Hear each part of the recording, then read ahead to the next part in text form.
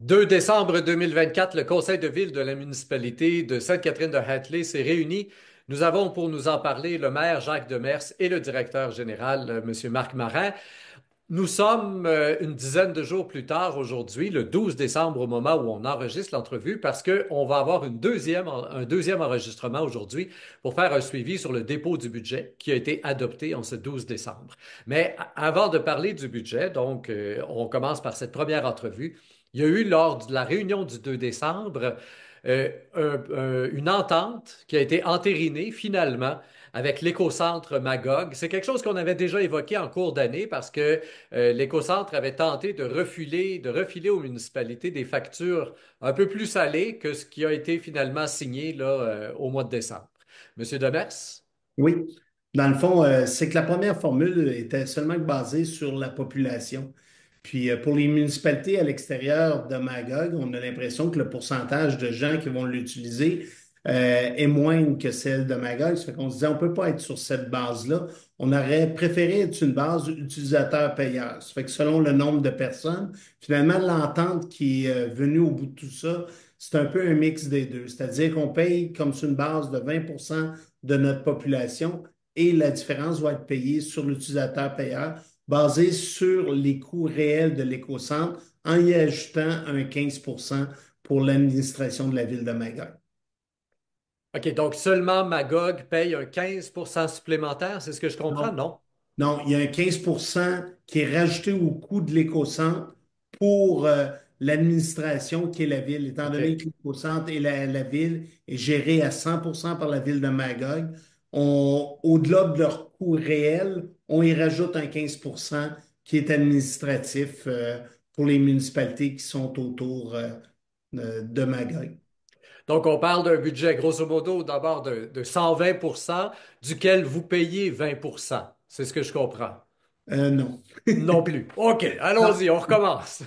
Dans, dans le fond, le calcul est basé sur la population de toutes les municipalités qui vont à l'écocentre. C'est 20% de la population qui fait partie du calcul. Par la suite, c'est sur l'utilisation. Ça fait que ça se peut que dans Sainte-Catherine, j'aille 30-40% de mes citoyens qui l'utilisent. Tandis que dans la ville de Magog, grosso modo, une année dans l'autre, à peu près 60% de leurs citoyens l'utilisent. C'est pour ça qu'on a mélangé deux recettes, c'est-à-dire un pourcentage plus l'utilisation. C'était pour trouver une méthode que le rayonnement avait aussi un impact. Puis on sait pour les municipalités comme Ogden, des municipalités beaucoup plus loin, le calcul basé seulement que sur la population ne leur convenait pas du tout. Pour Sainte-Catherine, c'est moins pire. On est quand même à proximité de la ville de Magog. Et donc, il y a plus d'utilisateurs, évidemment, de votre côté que dans les municipalités plus éloignées. C'est sûr. Est-ce qu'on a un chiffre? Est-ce qu'on sait déjà combien ça va coûter pour 2025 ou si c'est à la fin de 2025, on reçoit une facture rétroactive? Il y a déjà une évaluation qui est faite. Probablement que M. Marin a le chiffre plus Oui, on précis. parle environ de 50 000 environ. Bon. Donc, il y a une partie qui est pour les coûts fixes, parce que le 20%, c'est que tu l'utilises pas, il est disponible. Donc, il y a un coût fixe, la Ville Magog ont estimé. 20% du budget, c'était des coûts fixes. C'est pour ça on se partage les coûts fixes entre nous autres. On ait zéro ou 100 utilisateurs, il faut payer pareil le 20%. Ouais. Et par la suite, ben, on y allait sur l'utilisateur payeur. Donc, c'est le nombre de fois que on peut avoir un utilisateur, mais s'il va 10 fois, ben, ça va compter pour 10 utilisations. Ouais. Très bien.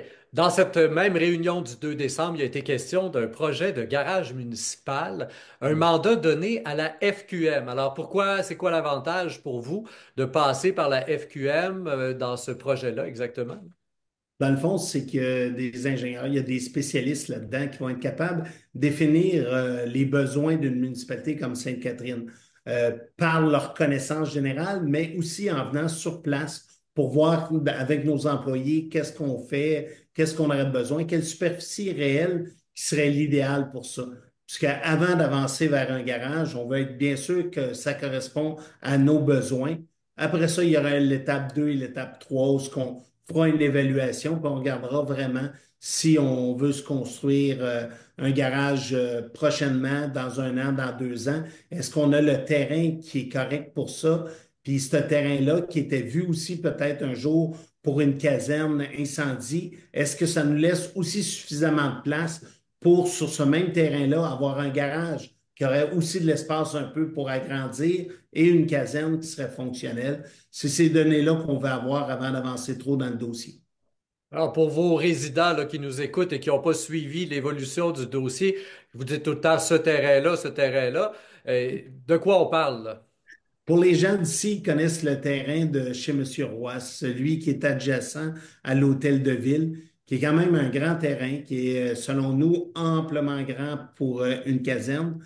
Mais on s'interroge si on pourrait réellement y avoir une caserne et un garage. C'est pour ça qu'il faut bien définir notre besoin avant d'avancer dans ce dossier-là. On en parlait de la caserne pas plus tard que le mois passé en se disant, ben, le projet est là, mais en même temps, il est sur la glace parce que présentement, il y en a assez au niveau de la régie. On est bien desservi, ça coûte très cher. Donc, l'un dans l'autre, s'il y a de la place juste pour la caserne ou le garage, est-ce que le garage va se trouver être priorisé?